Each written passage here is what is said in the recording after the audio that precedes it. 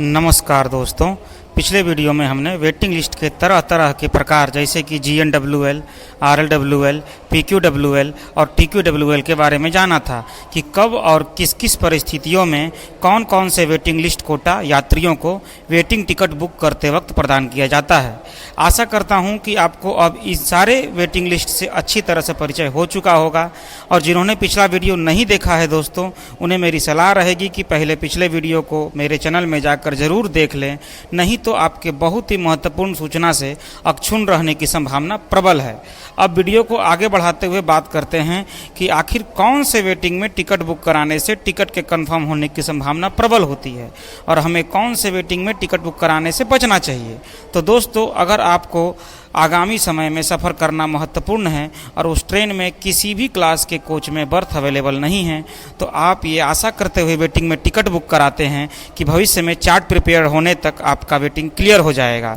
और आपको confirm birth मिल जाएगी। तो इस आशा को मद्देनज़र रखते हुए आप सर्वदा ये कोशिश कीजिए कि आप जनरल वेटिंग लिस्ट में ही टिकट बुक कराएं, क्योंकि आप पिछला वीडियो देखकर ये जान चुके होंगे कि जनरल वेटिंग लिस्ट यानी कि GNWL सबसे कॉमन वेटिंग लिस्ट होता है और इसी वेटिंग के कंफर्म होने की संभावना सबसे ज़्यादा होती है। लेकिन परेशानी तब आपको होती है जब आप टिकट बुक कराने गए और टिकट RLWL या PQWL में मिल रहा हो। तो टेंशन ना ले दोस्तों, पिछले वीडियो में दी गई कॉन्सेप्ट और जानकारी के अनुसार आप अपना टिकट उस ट्रेन के लिए रिमोट लोकेशन स्टेशन या बीच के किसी स्टेशन से आरंभ करने का कटा रहे हैं, तो उसके बजाय आप ट्रेन के सोर्स स्टेशन या सोर्स स्टेशन के नज़दीकी स्टॉपिंग स्टेशन से अगर अपनी यात्रा आरंभ करने का टिकट बुक कराते हैं तो आपको जनरल वेटिंग लिस्ट में ही टिकट मिलेगा।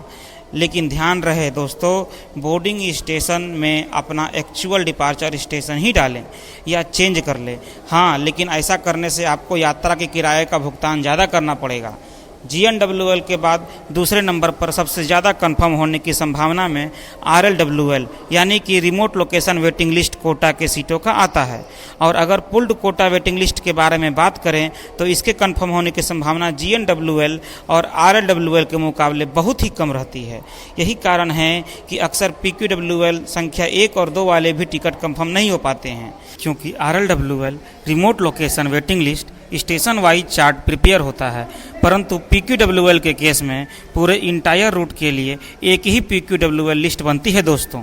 अब बात करते हैं कि वेटिंग टिकट के कंफर्म होने में कौन कौन से फैक्टर्स काम करते हैं। इस कड़ी में पहला नंबर आता है कैटेगरी ऑफ वेटिंग लिस्ट का,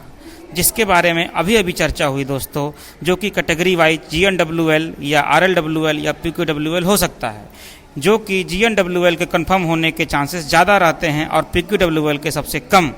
दूसरा नंबर पर आता है नंबर ऑफ कोचेस, मतलब कि अगर ट्रेन में थर्ड AC की कोच की संख्या ज़्यादा है सेकेंड AC के कोच के मुकाबले, और उदाहरण के तौर पर थर्ड AC में वेटिंग लिस्ट 14 मिल रहा है और सेकेंड AC में वेटिंग लिस्ट 8, तो फिर भी थर्ड AC की कोच की संख्या ज़्यादा होने की वजह से वेटिंग लिस्ट संख्या ज़्यादा होने के बावजूद भी कंफर्म होने की चांसेस ज़्यादा रहती है। फैक्टर्स की लिस्ट में तीसरे नंबर पर आता है डिमांड ऑफ द ट्रेन, मतलब कि किसी एक स्पेसिफिक रूट में कोई एक ट्रेन ज़्यादा डिमांडेड है और ज़्यादातर लोग उसी ट्रेन से सफ़र करते हैं, तो उस ट्रेन के मुकाबले अन्य ट्रेनों में वेटिंग टिकट के कंफर्म होने की संभावना ज़्यादा बनी रहती है। चौथे नंबर पर आता है मंथ ऑफ ट्रैवलिंग, मतलब कि फेस्टिवल या फिर त्यौहार और हॉलीडेज़ के दिनों में वेटिंग टिकट के कंफर्म होने की संभावना आम दिनों के मुकाबले बहुत ही कम रहती है दोस्तों। अब बात आती है दोस्तों कि वेटिंग टिकट बुक करते वक्त क्या क्या सावधानी बरतनी चाहिए। तो इसे जानने से पहले मेरा आपसे आग्रह है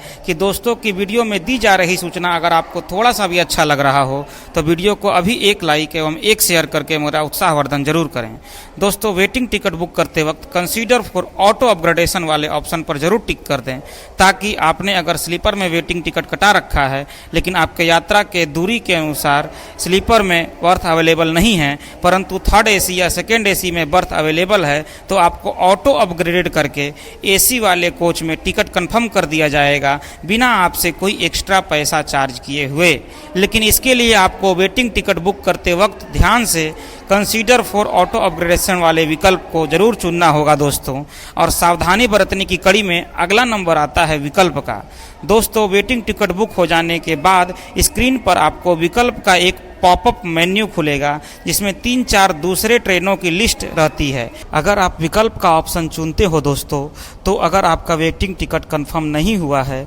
और आपको विकल्प के रूप में चुने गए अन्य ट्रेनों में अगर सीट खाली हो, तो आपका वेटिंग टिकट दूसरे ट्रेनों में कंफर्म हो जाएगा और आप अपनी यात्रा पूरी कर सकेंगे दोस्तों। और जब भी आप वेटिंग में टिकट बुक करने की सोचें तो जनरल वेटिंग में ही टिकट बुक करें दोस्तों। इन सभी सावधानी को अगर आप वेटिंग में टिकट बुक करने वक्त बरतेंगे तो आपको टिकट की कंफर्म होने की संभावना प्रबल रूप से रहेगी दोस्तों। अगर मेरा वीडियो आपको सूचनाप्रद लगता हो तो मेरे यूट्यूब चैनल को सब्सक्राइब एवं फेसबुक आईडी या इंस्टाग्राम आईडी को फॉलो करना ना भूले दोस्तों। और इस वीडियो को कम से कम 1 लाइक एवं 1 शेयर करके मेरा उत्साहवर्धन जरूर करें दोस्तों। तब तक के लिए धन्यवाद। जय हिंद, जय भारत।